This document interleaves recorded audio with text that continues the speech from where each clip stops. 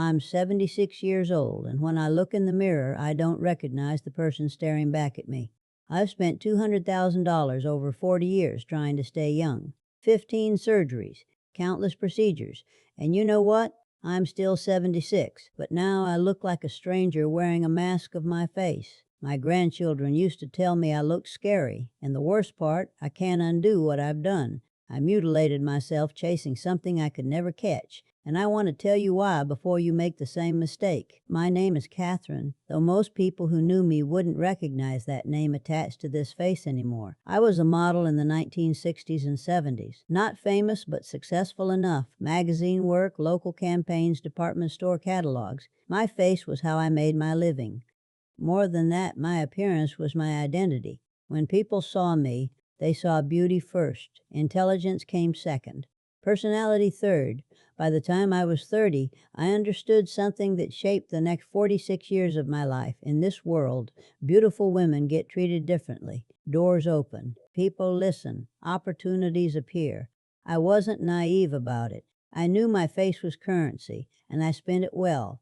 I married a successful man, raised 2 daughters, built a comfortable life, and I was terrified of losing the one thing that had given me all of it. I was 45 years old in 1993 when I noticed the first real signs, not the tiny lines I'd been obsessing over since 35. These were different. Deeper creases around my eyes, skin that didn't bounce back quite the same way, my neck showing texture it hadn't had before. I was standing in my bathroom on a Tuesday morning in March, pulling my skin back at my temples, seeing how I looked fixed. My husband walked in and said, "What are you doing?" I told him I was thinking about a little work, just a facelift, something subtle. He said, "Catherine, you're beautiful. You don't need that. But here's what I heard. You're starting to age, and I'm trying to be nice about it." 2 months later, I had my first facelift. The surgeon was excellent. The results were natural. I looked refreshed, rested, maybe 38 instead of 45. For 3 years, I felt like I'd beaten time, like I'd found a cheat code for aging. I had no idea I'd just started a 40-year war with my own face. Here's what nobody tells you about plastic surgery, especially for women my age, from my generation. We grew up believing our value was tied to our appearance. Not because we were shallow, because that's what the world taught us. Beautiful women got the good jobs, the successful husbands, the respect. Aging women became invisible. I watched it happen to women around me. Once vibrant, confident women in their 50s suddenly overlooked, interrupted, dismissed. I was terrified of becoming invisible. So I bought into the lie that surgery could stop it. The medical industry tells you it's about feeling confident and aging gracefully. But let's be honest about what they're really selling, the illusion that you can stay young, that with enough money and procedures you can pause time, that your face at 45 can still be your face at 50, 60, 70. They show you the subtle before and afters, the natural results. What they don't show you is what happens when you keep going back, when one procedure leads to another, when you're maintaining surgical results for decades, when your face becomes a construction project with no completion date. I believed I was preserving myself. In reality, I was erasing myself one surgery at a time. And the cruelest part, society convinced me this was empowerment, that taking control of my aging meant surrendering to a knife again and again. Nobody told me the truth. You can't stop aging. You can only choose how you age naturally, with dignity, your face telling the story of your life, or artificially, fighting a battle you've already lost. Let me tell you exactly what 40 years of plastic surgery cost me. Not the $200,000, though that's obscene enough. That's money I could have traveled the world with, could have given to my daughters, could have used for experiences instead of procedures. But the real cost was so much higher. First surgery was 1993, facelift. Natural results lasted maybe 5 years.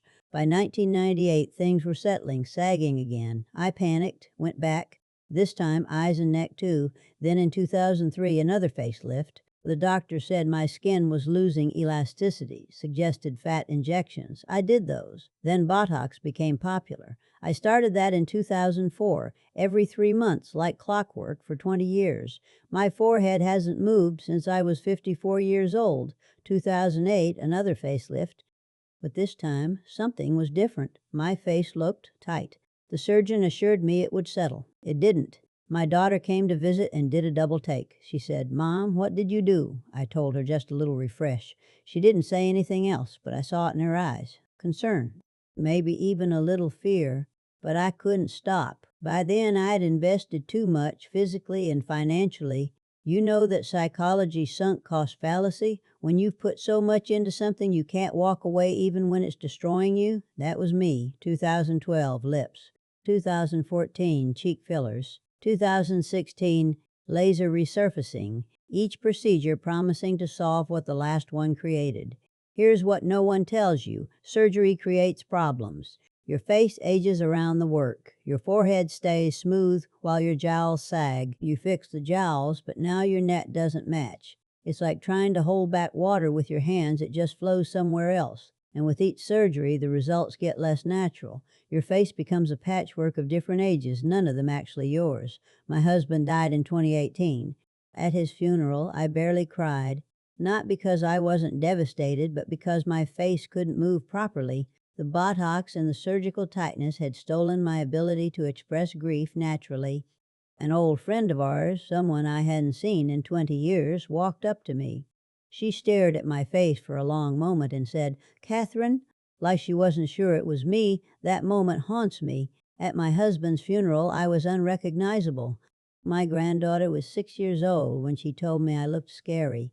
We were reading a book together, and she touched my face and said, "Grandma, why is your face so hard?" Then, a few months later, "You look like the scary witch in the movie." She didn't mean to hurt me. She was honest in the way children are. But that honesty shattered something in me. My own grandchild was frightened by my face. I have photos from when I was 55, before most of the work. I was aging naturally. There were lines, yes. Gray hair I'd started to let grow.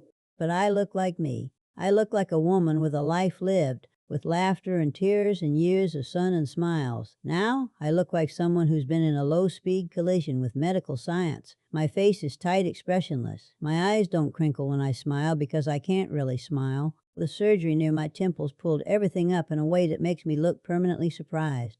My lips are fuller than they were at 30, which at 76 looks grotesque, not youthful. And here's the thing, I'm still old. My hands show my age. My body shows my age. My voice sounds 76, but my face looks like a wax figure of someone who was once Catherine, but isn't anymore. What changed? My daughter sat me down 2 years ago. She's 53 now, starting to see her own aging. And she said, "Mom, I've watched you fight your face my entire adult life. I've never seen you happy with how you look, not once. And now I'm terrified I'm going to do the same thing." That broke me.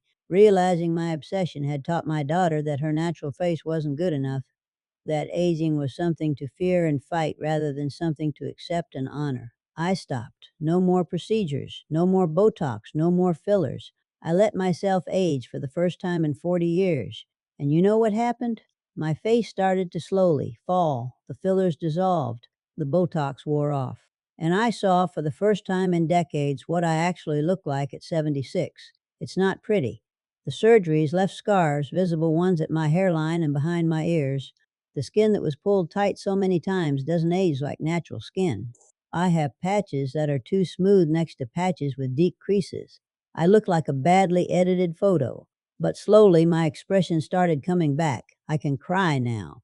Really cry, tears rolling down my face, my eyes squinting with grief or joy.